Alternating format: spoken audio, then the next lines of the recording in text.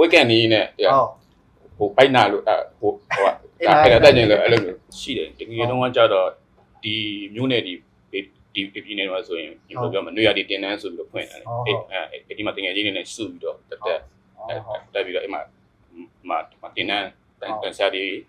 ဒီပြတဲ့ဟာကိုဒီချမှတ်ပြီးတော့အဲ့လိုမျိုးလေ့ကျင့်တာအားလုံးပဲမင်္ဂလာပါခင်ဗျာကျွန်တော်တို့ဒီနေ့ live in motion ဆိုတဲ့ season လေးကနေပြီးတော့ကြိုဆိုလိုက်ပါတယ်ကျွန်တော်ဒီ season လေးကကျွန်တော်တို့ professional level တီးတီးမှာအချိန်ကကျွန်တော်တို့အောင်မြင်ခဲ့တဲ့သူတွေသူတို့ရဲ့ဘဝအခက်အခဲတွေတိုးသားခဲ့ရတဲ့အခြေအနေတွေကျွန်တော်တို့ရရှိခဲ့တဲ့အောင်မြင်မှုတွေရဲ့အကြောင်းကိုကျွန်တော်တို့တင်ဆက်ပေးမှာဖြစ်ပါတယ်ကျွန်တော်ဒီနေ့ဒီ season လေးကိုကျွန်တော်ကူညီပံ့ပိုးပေးထားတာကတော့ STL Wholesale Market ကဖြစ်ပါတယ် STL Wholesale Market ဆိုတာကတော့ကျွန်တော်တို့ sport jersey တွေကိုကျွန်တော် local brand တစ်ခုအနေနဲ့ထုတ်လုပ်ဖန်တီးရောင်းချနေတဲ့ကုမ္ပဏီတစ်ခုဖြစ်ပါတယ်ခင်ဗျာကျွန်တော်တို့ဒီ season လေးမှာကျွန်တော်ဧည့်သည်အနေနဲ့ကျွန်တော်ဖိတ်ခေါ်ထားတဲ့သူကတော့မြန်မာလက်ရွေးစင်ဘောလုံးသမားဟောင်းကိုမိုးဝင်းဖြစ်ပါတယ်ကိုမိုးဝင်းကကျွန်တော်တို့လက်ရှိအချိန်မှာလည်းနီးပြဘွားကိုပြန်လဲအခြေချဖို့အတွက်ပြင်ဆင်နေရတယ်သိရပါတယ်ကိုဟုတ်ကဲ့ကိုမင်္ဂလာပါကိုဟုတ်ကဲ့ကိုမိုးဝင်းရဲ့ကျွန်တော်တို့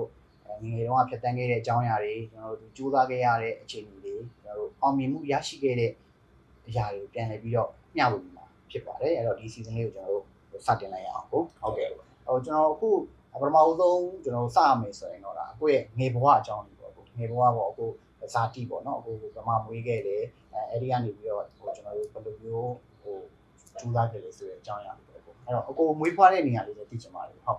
ကိုမွေးဖွားတဲ့နေရာကတော့တိုက်မျိုးမျိုးနဲ့ဦးလေးကျွရပါလေဟုတ်နေတယ်ပေါ့ဟုတ်နေတယ်ကြံမျိုးမှာမွေးခဲ့တာပေါ့ကိုဦးလေးကျွရဦးလေးပေါ့ဦးလေးကျွအဲ့မှာအခုမွေးပြီးတော့ကျွန်တော်ကျောင်းကကြံမျိုးမှာပဲတက်တာမော်လမြိုင်မှာတက်တာကျောင်းမော်လမြိုင်တက်တာရွာနေပြီးတော့ပြောင်းလာပြီးတော့မော်လမြိုင်မှာချိချတယ်ဟုတ်ကဲ့ဟုတ်မိဘတွေရောဒီဘောလုံးလောကတွေရပြီလားဒါမှမဟုတ်အပြင်လောကအပြင်စီးပွားရေးလောကတွေလာ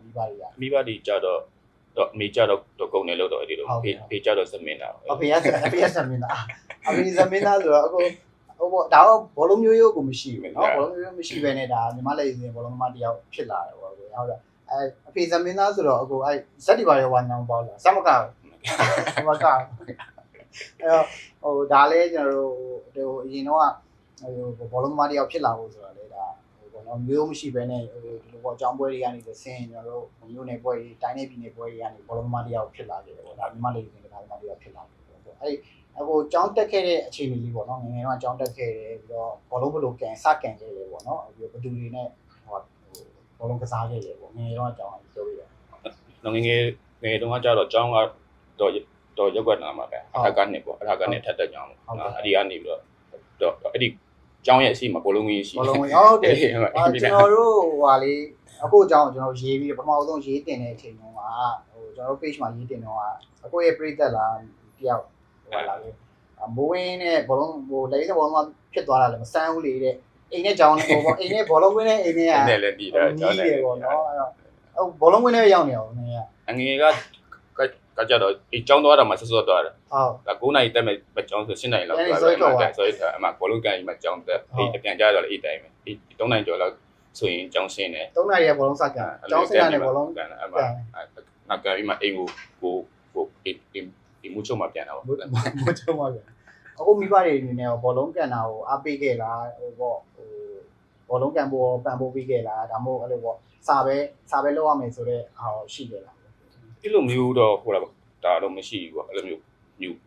းဘောလုံးကြီးပဲကန်လို့လည်းမရှိစာရွက်လို့ဆိုလည်းအဲ့လိုမျိုးညံ့လေးပေါ့ဟုတ်အကြောင်းစိတ်ဆိုအကြောင်းချင်းကိုကစားမယ်ဆိုကစားမယ်အချိန်ဒီမျိုးတစ်ခါလေးကြာရင်တော့ဒီကစားနေရင်လည်းဒီတန်ရနဲ့နားတရတာလို့ဒီ language စားပြီးတော့လေတွေ့တက်ရင်ဖြစ်တာအဲ့လိုမျိုးလေးဆိုရင်နောက်ဆိုရင်မကန်တော့ဒီဘောလုံးအဖြစ်ရင်ကန်တွေ့မယ်အဲ့လိုမျိုးတော့ရှိတယ်ပေါ့ဒီတန်ရရမှာပါဟုတ်ကြတယ်အဲ့လိုမျိုးဘလိုမျိုးရှိသူ့ချိန်နဲ့သူပေါ့ဟိုစာလိုရမယ့်ချိန်ကျွန်တော်တို့စာလိုရမယ်ဟိုပေါ့ဟိုဘောလုံးသွားကန်မယ်ဆိုရင်ဘောလုံးသွားကန်မယ်ပြရပေါ့ဒါတော့မိဘတိုင်းဟိုဖြစ်ကြတယ်အကြောင်းသားဘွားကနေပြီးတော့ဟိုဘလိုကြိုးစားပြီးတော့ပေါ့မြို့နယ်ပွဲကန်တာလားဟိုတိုင်းနယ်ပြည်နယ်ရောက်တာလားဘယ်လိုလေးလဲပေါ့အဲ့ဖြတ်တန်းတဲ့အကြောင်းမှကြောက်တော့အရင်ဆုံးရင်တော့ဆို4ပေ6ဆိုတဲ့တိုင်ွယ်ရှိတယ်အဲ့ဒီ4ပေ6ကနေတဆင်ပြီးရင်အဲ့မှာပဲကောင်းရင်မြို့နယ်ဘာ73နှစ်ရောက်တော့ပါလို့လေဟုတ်ကဲ့အဲ့ဒီမြို့နယ်ပြည်တိုင်းနယ်ပြည်နယ်73နှစ်အောင်အဲ့လိုမျိုးနဲ့ဆင်ကန်ကျွန်တော်တို့ဟိုအကြောင်းရင်းပြိုင်ပွဲပဲစပြီးတော့ဝင်ရွေးတာပေါ့နော်ဟုတ် ကျောင်းတွင်းပြိုင်ပွဲမှာကြတော့အေးဒီ6မှာကြတော့ကိုမပါတယ်အေးနောက်တင်တန်းတက်ပြီးတော့အမှနောက်တင်တန်းကနေပြီး73နှစ်ယောက်ဆိုပြီးတော့အဲ့လိုမျိုးမကျွေးတော့အဲ့ဒီကျွေးတဲ့ထဲမှာဒီမျိုးနဲ့ပါတယ်အမျိုးနဲ့ကနေတရှင်တိုင်းနဲ့ပြည်နေပါတယ်ဟုတ်ဘောလုံးကိုယူစပြီးတော့ကျောင်းသားဘွားပေါ့ဒီ၄တန်း၅တန်းရွယ်မှာစပြီးတော့ကန်တော့ကိုယ့် professional ကစားသမားဘွားတာဆန်နာဘတ်ပေါ့နော်ဆန်နာဘတ်ကိုညီမလေးကစားသမားဘွားဆန်နာဘတ်ကိုစော့ခဲ့တယ်အဲ့တော့ငယ်တော့ရှေ့တန်းစော့ကျင်တာလားလေတန်းစော့ကျင်တာလားကိုဖက်ကျင်တာလားဆန်နာဘတ်ဆိုဘယ်လိုဘတ်တန်းစော့ကျင်တာလားဘယ်လိုစော့ကျင်ငယ်ဘယ်လိုစော့ခဲ့လဲပေါ့စော့တာကတော့တောင်ငယ်တုန်းကကြတော့ရှေ့တန်းပဲဟုတ်လိမ့်မယ်ကူးသွင်းမယ်အဲ့လိုမျိုးပဲအဲ့လိုမျိုးပါဟုတ်ကဲ့ဒီနောက်ပိုင်းကျမှတဖြည်းဖြည်းဒီအတင်းနေနဲ့ဗာဒီနဲ့စော့မှာအမှဆရာတွေကလည်းဘယ်နေရာဆိုတင်းတော်တယ်ဟိုဘယ်နေရာဆိုတင်းတော်တယ်ဆိုအဲ့လိုမျိုးကိုနဲ့တင်းတော်တဲ့နေရာလေးကိုအဲ့လိုဖြစ်ပြီးတာပေါ့နေရာချပြတာပေါ့ငယ်တုန်းကကျတော့ကိုတို့လက်ဦးဆရာပေါ့နော်ဒီတင်တန်းတွေရှိလားဒါမှမဟုတ်ကျောင်းကပဲအဲ့လိုပွဲတွေလုပ်ပြီးရလားငယ်တုန်းကတင်တန်းတွေပါရရှိလားရှိတယ်တကယ်တုန်းကကျတော့ဒီမျိုးနယ်ဒီပြည်နယ်မှာဆိုရင်ဒီလိုပြောမှာနေရာဒီတင်တန်းဆိုပြီးတော့ဖွင့်တယ်အဲ့ဒီမှာတင်ငယ်ချင်းတွေနဲ့စုပြီးတော့တက်ပြီးတော့အဲ့မှာတင်တန်းတန်ဆရာတွေဒီပြတဲ့ဟာကိုဒီချက်မှတ်ပြီးတော့အဲ့လိုမျိုးလေ့ကျင့်တာဟိုပေါ့ဒီငယ်တုန်းကဟိုမှတ်မိသလောက်လက်ဦးဆရာဆိုဘယ်သူရှိမလဲကိုဒီ6တန်းပေါ့တော့9တန်း6တန်း9တန်းဟိုနေရာဒီတင်တန်းလေးတွေမှာဟိုလက်ဦးဆရာကိုမှတ်မိလားကိုအဲ့မှာကျတော့နောက်တင်တန်းမှာကျတော့သူတက်တန်းလိုက်ရှိရလေ73လို့15 19လို့နောက်ကိုတို့ကျတော့73နှစ်ယောက်မှာကျတော့အဲ့ဒီဆရာဦးကျော်စိုးနဲ့ဆရာဦးကျော်ညပေါ့ဟုတ်ဆရာနှစ်ယောက်ကလို့ဆရာဟုတ်ဆရာနှစ်ယောက်နဲ့စတွေ့ပြီးတော့ဘောလုံးကိုအခြေခံစပြီးတော့အခြေခံတင်ရတာပေါ့တင်ရတယ်ငယ်ချင်းတွေကနေပြီးတော့ဘောလုံးကန်ရင်းနဲ့ဒီ professional ကစားသမားဘဝဖြစ်လာတဲ့အချိန်ထိတော့ငယ်ချင်းတွေရှိလာတယ်ငယ်တွေကရှိတယ်တကယ်တော့ဆိုရင်ဘောလုံးကန်ချင်းလေးဆိုတော့ဒီလေးတွေမျိုးသမီးတင်ရလေမိုးပါမမိုးပါဟုတ်ကဲ့ဟုတ်မိုးပါတော့နော်ဒီတီကတော့ဟိမင်းလာတို့ဟိမင်းလာဟုတ်ကဲ့ဟုတ်ဒီမိုးပါရအကူပေါ့ဟုတ်ကဲ့တို့ကအခုထီကတော့အခုထီတော့ဒီဘောလုံးလောကထဲမှာရှိနေကြတာပေါ့နော်ဟိုပေါ့ဘောလုံးလောကထဲမရှိဘဲနဲ့ရောမရှိတော့တဲ့ငွေချင်းတွေလည်းရှိမှာရှိတယ်ဟိုတော့ပေါ့အဲ့ကြတော့ဟိုမွန်ဘီဒီကျွန်တော်တို့မွန်ဘီနဲ့လက်ရေးစင်ပေါ့မော်လမြိုင်ကထွက်လာတဲ့လူတွေဟုတ်တယ်မော်လမြိုင်ထွက်လာတဲ့အုပ်စုပေါ့နော်အုပ်စုကနေပြီးတော့ဟိုတိုင်းနယ်ပြည်နယ်ကနေပြီးတော့ဘေးဆက်သွားတယ်ပေါ့သူတို့ကြတိုင်းနယ်ပြည်နယ်ကနေကြပြီးတော့ကလပ်တီပေါ့ဟုတ်ကလပ်တီဟိုကြတော့အာကတိတ်ပြန်ရောက်အာကတိတ်ပြန်ရောက်ဟိုအာလာမတယောက်ဖြစ်ချင်တယ်အာကတိတ်ပြန်ရောက်ဖို့ဆိုတာမလွယ်ဘူးလို့လည်းသိရတယ်ပေါ့နော်အဲ့တော့အဲ့ဒီဟာလေးရဲ့အခြေအနေလေးလည်းဟိုတစ်ချက်လောက်ဟို sharing လေးလုပ်ပေးပါနော်အာကတိတ်ပြန်ကြတော့ကိုတို့တုံးကကြတော့ဒီမော်လမြိုင်မှာလာရွေးတာဒီလူတွေအများကြီးကနေရွေးပြီးမှသူတို့ကြိုက်မှဒီအဲ့ဒီတုန်းကတော့ကိုတို့တွေမှာကယောက်ျားလေး3ယောက်မိန်းကလေး1ယောက်ယောက်ျားလေး3ယောက်မိန်းကလေး1ယောက်ပါတာပါဟိုမူတီနဲ့ဒီနဲ့တခုလုံးပေါ့အဲ့မှာကိုပူဝင်းလည်းပါပါတော်တော်ပျော်သွားမှာပေါ့ဒီပါလေတော့အဲ့ပါပြီးတော့အေရန်ကုန်မှာဒီလေရွေးရတိုင်းနဲ့ပြည်နယ်ပေါင်းစုံပေါ့အရောက်ဟိုဒါရကြော်တယ်ဟိုရကြော်တွေကပြန်ရွေးရအောင်ဒီနေ့ဆိုရင်ကိုဟောပေါ့ဒီတိုင်းနဲ့ပြည်နယ်ကနေပြီးတော့ရာကျော်ကနေပြီးတော့ဘယ်လောက်ထိဖြတ်ချပြီးတော့သူကအဲ့လိုပေါ့ဟိုဒီမှာကျတော့ဘယ်လောက်ထိဖြတ်ချဘောလုံးကြီးပဲပေါ့ဒါဘောလုံးကြီးပဲဟုတ်ဟုတ်အဲ့ဒါကျတော့သူမှကျတော့ဒီရောက်တော့တက်တန်းလိုက်ပြန်ခွဲလိုက်တယ်ပေါ့သူကတက်တန်းလိုက်15 19 19ဆိုတော့ဒီမှာကျတော့15နှစ်အောက်အပွဲအဲ့လိုမျိုးကဒီမှာကျတော့15နှစ်အောက်မှာပါသွားတော့ဟို15နှစ်အောက်မှာစပြီးတော့ဒါကျွန်တော်အားကစားလေးပန်ပါသွားတာဟိုဖြစ်တာပေါ့နော်ဟုတ်အဲ့တော့ဟိုငယ်တုန်းကဘောလုံးကန်ရင်းနဲ့အဲ့လိုပေါ့ဟိုအမှတ်တရလေးတွေရောဒီအာဂသိမ့်ဘက်မှာတငယ်ချင်းဟိုအာဂသိမ့်ဘက်မှာရောတိုင်းနယ်ပြည်နယ်ကနေအကုန်စုပြီးတော့လာကြတာဆိုတော့အဲ့ဒီမှာရောတငယ်ချင်းတွေနဲ့အမှတ်တရတွေရှိတယ်လို့အမှတ်တရတော့တငယ်ချင်းတွေနေနေတော့ကတော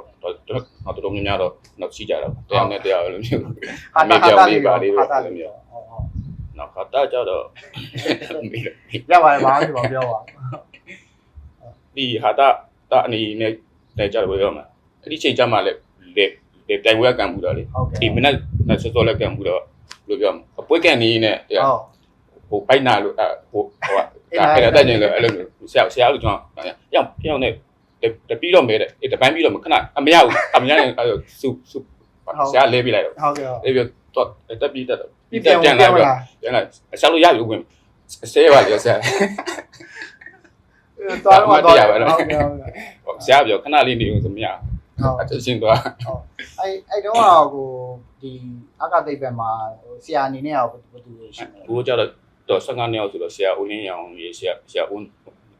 းဆ ဆရာဦးသူမို့ပေါ့ ဟောဆရာဝန်သူမိုးလို့ရှိရပါတော့ဆရာဝန်သူမိုးလို့နဲ့လည်းဒါအဲ့အချိန်မှာစပြီးတော့ စာရေးတွေ့တယ်ပါ တွေ့ခဲ့တာပေါ့အဲ့တော့ဟိုမြန်မာလူရင်းဘောလုံးမှာမိုးဝင်းဆိုတာဖြစ်လာပေါ့ဒါဆရာဝန်သူမိုးနဲ့စတွေ့ခဲ့ပြီးတော့အခုအဲ့အနေပြီးတော့မှဟိုနှစ်ခွဲကျောင်းတက်တယ်နှစ်ခွဲကျောင်းတက်ပြီးတော့ဟိုကျွန်တော်တို့ကလတင်ကခေါ်လာလားအဲ့ချိန်တော့ဝန်ကြီးဌာနအစစ်မြင့်နန်းဝန်ကြီးဌာနပေါ့နော်အစစ်မြင့်နန်းဖြစ်သွားတာပေါ့ဟုတ်အစစ်မြင့်နန်းဟိုရောက်ဖို့ကဟိုပေါ့ကျောင်းပြီးရဲ့အချိန်မှာတွား join တာပေါ့ အမဟုတ် ဒါခေါ်လာ ဒီကိုတို့ကြတော့အဲ့လိုမျိုးဝန်ကြီးဌာနနာဗာလေတစိုးတန်းတဝင်ဖလားဆိုပြီးတော့ဒီတိုင်ဝမ်ရှိတဲ့ချိန်ကိုတို့15နှစ်ရောက်တဲ့တင်းလုံးကိုလိုမျိုးဒီကနေပြီးတော့ခေါ်လိုက်တာ ဩဟုတ် အဲဒီမဝင်ပြိုင်မှု ဟုတ် အဲ့အနေပြီးမှတရှင်းလေယာထွက်ကုန်ပါလေရောက် ရောက်တာပေါ့လေယာတော့ကမှစကန်တာပေါ့ စက်ကလေယာထွက်ကုန်မှတစ်နှစ်လောက်ပေါ့အဲ့ဒီဒီလေယာထွက်ကုန်မှကန်လိုက်စပကူတိုင်းမှတကက်လိုက်နေပေါ့အဲ့လိုမျိုးအကြီးအငယ်ငယ် လေယာထုတ်ကုန်နဲ့စီးပွားကူးတန်းကြတော့ဟိုအတင်းကတူတူပဲပေါ့ တူပဲတင်းနေပဲ တင်းနေပဲဟုတ်တော့သူ group နဲ့သူဝန်ကြီးဌာနကို group နဲ့ဖွဲ့ထားပြီးတော့အဲ့အနေပြီးတော့ဟိုပေါ့ကလပ်ကစားမှာပေါ့စတင်နော်ဟုတ်အဲ့တော့ဒါတော့ကိုမိုးဝင်းရဲ့ကျွန်တော်တို့ဟိုနေဘွားဖြတ်တန်းတဲ့အခြေအနေတွေကနေပြီးတော့ကျွန်တော်တို့ចောင်းသားဘွားကနေပြီးတော့ကျွန်တော်တို့မြို့နယ်တိုင်းနဲ့ပြည်နယ်ကနေဆင့်ကျွန်တော်တို့အာဂတိပံကိုရောက်ရှိခဲ့တယ်အာဂတိပံနေဆင့်မှာကျွန်တော်တို့ကလပ်တင်းတွေကိုဝင်ချွားပြီးတော့စီးပွားကူးတန်းမှာဘောလုံးသမားဖြစ်ကလပ်စားသမားဘွားကိုစတင်ခဲ့တဲ့အကြောင်းအရာတွေဖြစ်ပါတယ်အဲ့တော့ဒီအပိုင်းလေးကိုကျွန်တော်တို့ပထမပိုင်းအနေနဲ့ကျွန်တော်တို့တင်ဆက်ပေးသွားတာဖြစ်ပါတယ်ဒုတိယပိုင်းအနေနဲ့ကိုမိုးဝင်းကလပ်စားသမားဘွားကနေပြီးတော့မြန်မာ National League ကစားသမားဘွားကိုဘယ်လိုမျိုးကူးပြောင်းခဲ့လဲဘယ်လိုမျိုးကစားခဲ့လဲဆိုတာတွေဆက်လက်ပြီးတော့တင်ဆက်ပေးသွားမှာဖြစ်ပါတယ်အဲ့တော့ကျွန်တော်တို့ဒီ season လေးကိုအဓိကကူညီပံ့ပိုးပေးထားတာတော့ SDL Wholesale Market ကဖြစ်ပါတယ် SDL Wholesale Market ကတော့ကျွန်တော်တို့ sport jersey တွေကို local brand အနေနဲ့ထုတ်လုပ်ဖြန့်ဖြူးရောင်းချပေးနေတဲ့ company တစ်ခုဖြစ်ပါတယ်ခင်ဗျာကျွန်တော်တို့အစီအစဉ်လေးကိုလည်းဆက်လက်ပြီးတော့အားပေးပါအောင်ကျေးဇူးများတင်ပါတယ်ခင်ဗျာကျေးဇူးပါခင်ဗျာ ကျေးဇူးပါ ဟုတ်